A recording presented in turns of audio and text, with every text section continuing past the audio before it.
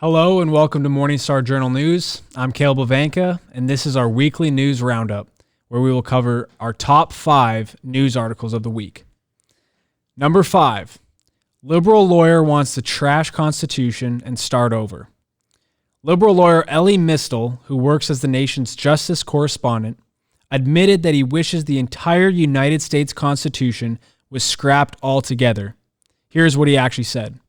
If we could throw that out and start over with a new document that was more inclusive of everybody, that was written by everybody. Wow, unbelievable.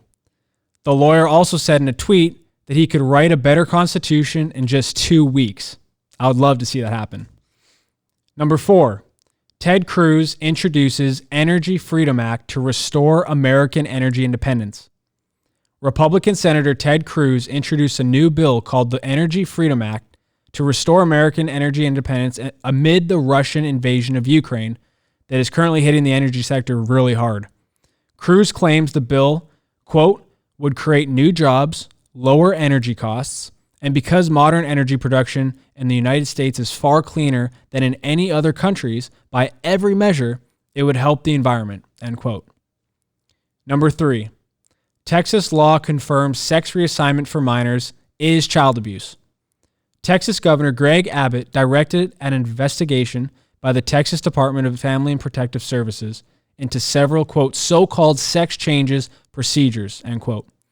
Governor Abbott clarified it is already against state law to subject minors to a wide variety of elective procedures that alter a child's gender. Texas Attorney General Ken Paxton said gender altering of minors should be considered child abuse under existing state law. Also, Jamie Masters, commissioner of the Department of Family and Protective Services in Texas, wrote that genital mutilation of a child in a reassignment surgery is, in fact, child abuse.